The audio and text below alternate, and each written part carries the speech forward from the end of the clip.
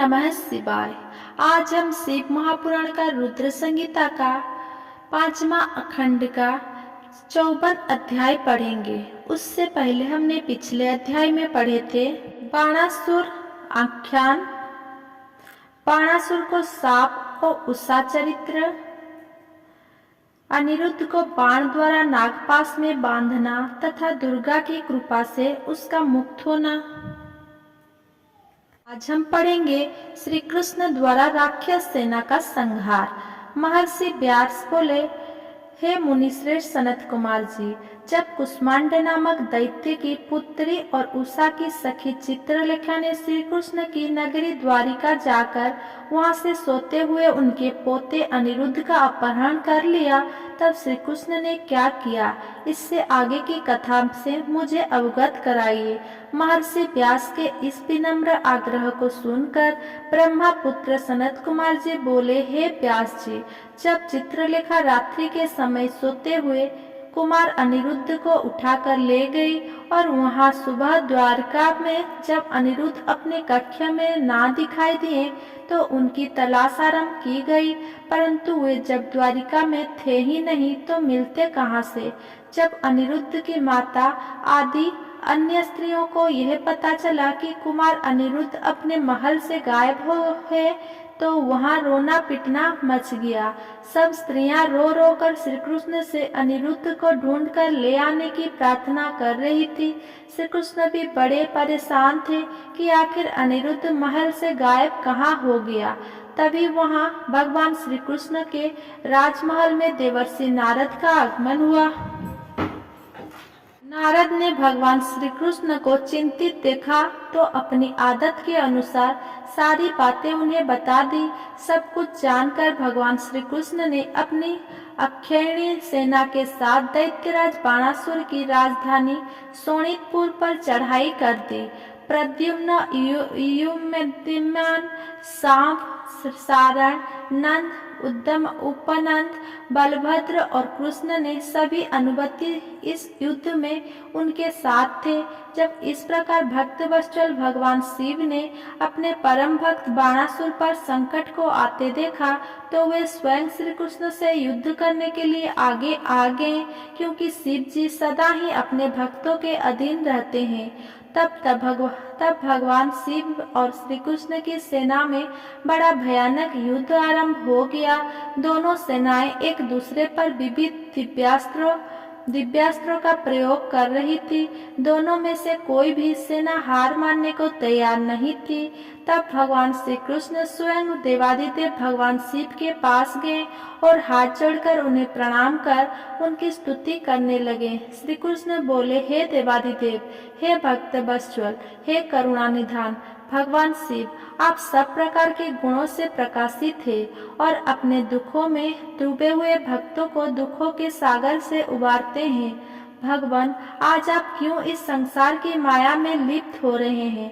प्रभु, ये तो आपके आदेश के अनुसार ही हो रहा है। पूर्व में आपने ही गर्भ से भरे दैत्यराज बाणासुर को शाप दिया था कि उसकी 1000 भुजाओं का नाश शीघ्र ही होगा। इस समय मैं तो आपके उसी शाप को फलीभूत करने के लिए आया हूँ। इसीलिए आप अपनी आज्ञा प्रदान करें और शाप को पूरा होने दें। श्री कृष्ण के इस प्रकार के वचन सुनकर देवादिदेव भगवान शिव बोले, तात, आप सही कह रहे हैं, परंतु आप तो जानते ही हैं कि मैं सदा अपने ही भक्तों के बस में रहता हूँ। इसीलिए अपने भक्त बाणासुर की रक्षा करने के लिए ही मैं आपसे युद्ध करने का उद्यत हुआ हूँ। आपको भी अपना कार्य पूर्ण करना है और शाप को भी पूरा करना है। इसीलिए दैत्यराज बाणासुर से युद्ध करने से पहले आप मुझे जुम्भरणास्त्र नामक शस्त्र द्वारा जिम्भन कर दीजिए, फिर अपने कार्य को पूरा कीजिएगा। भगवान शिव की आज्ञा का पालन करते हुए भगवान श्री कृष्ण ने तुरंत जुम्भरणास्त्र नामक अस्त्र छोड़ा, जिसके फलस्वरूप भगवान शिव जिम्भस्थ हो गए और मोहित होकर युद्ध को भूल गए।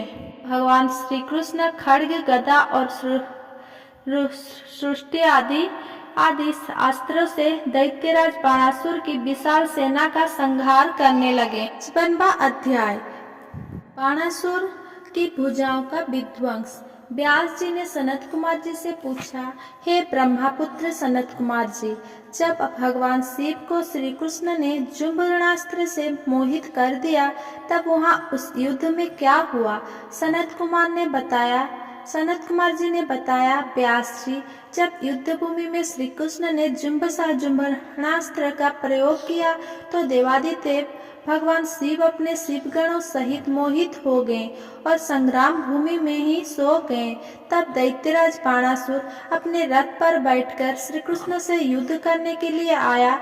बाणासुर के रथ के घोड़े की लगाम उसके सेनापति कुष्मांड के हाथ में थी। उनको अनेकों प्रकार के आयुधों से सुसज्जित होकर बाणासुर भीषण युद्ध करने लगा। दोनों पक्ष में काफी समय तक युद्ध चलता रहा। श्री कृष्ण जी ने भगवान शिव का स्मरण करके हाथों में मार्गधनुष उठा लिया और बाणासुर पर बाणों की वर्षा करने लगे, परंतु बाणासुर भी वीर और पराक्रमी था। वो उन बाणों से अपने पास आने से पहले ही काट डालता।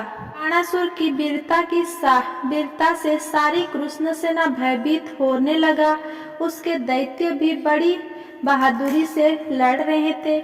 बाणासुर ने देखते ही देखते संपूर्ण यादव वंश को छित कर दिया। ये दृश्य देखकर श्री कृष्ण अत्यंत क्रोधित हो उठे।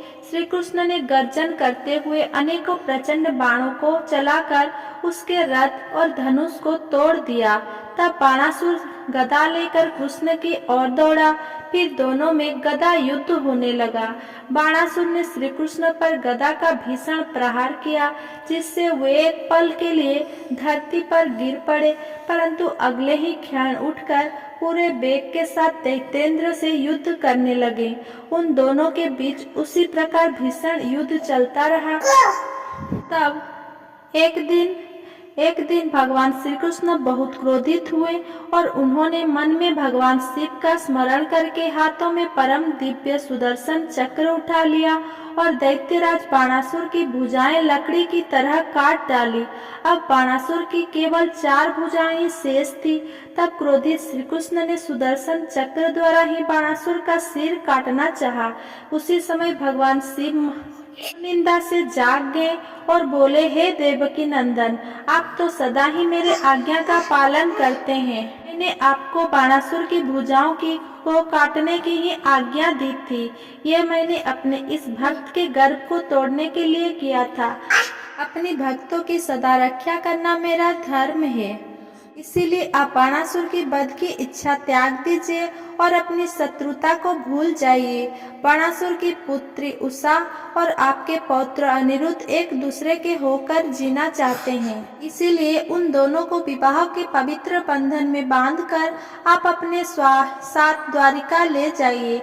ये कहकर भगवान शिव ने बाणासुर और श्री कृष्ण में मित्रता करा दी और स्वयं वहां से अंतर्ध्यान होकर शिवलोक को चले गए। तब बाणासुर श्री कृष्ण को आदर सहित अपने महल में ले गया और वहां उनका बहुत आदर सत्कार किया। तत्पश्चात शुभ मुहूर्त में अपनी पुत्री उषा और श्री कृष्ण के पौत्र अनिरुद्ध का विवाह संपन्न करा के उन्हें अनेक बहुमूल्य रत्नों और हीरो जवाहरात के साथ विदा किया। 56वां अध्याय बाणासुर को गण पद की प्राप्ति। सनत कुमार जी बोले, हे महामुनि व्यास जी, जब भगवान शिव बाणासुर और श्री कृष्ण में मित्रता करवा कर वहां से अंतर्ध्यान हो गए, तब बाणासुर ने श्री कृष्ण के साथ आदर पूर्वक अपनी पुत्री और दामाद को विदा कर दिया। इस प्रकार जब वे चले गए, तब अकेले में बैठकर बाणासुर ने अपने आचरण के बारे में बहुत सोचा और उसे अपने करने पर बहुत पश्चाताप हुआ। तब वो सीधा अपने पूजा गृह में चला गया और वहां जाकर भगवान शिव के दिवालय के सामने बैठकर रोने लगा। फिर उसने भगवान शिव को प्रसन्न करने के लिए उनकी विधि विधान सहित स्तुति करनी आरंभ कर दी। दैत्यराज बाणासुर ने अनेकों मंत्र एवं शस्त्र द्वारा अपने आराध्य भगवान शिव की स्तुति की। तत्पश्चात भगवान शिव को प्रणाम करके बाणासुर ने तांडव नृत्य करना आरंभ कर दिया। अनेकों प्रकार से ठुमका लगाकर और मुंह से बाजा बजाकर वो नृत्य करने लगा। उसके चेहरे के हाव भाव और हाथों के विचित्र मुद्राएं उसके नृत्य की और प्रभावशाली बना रहे थे।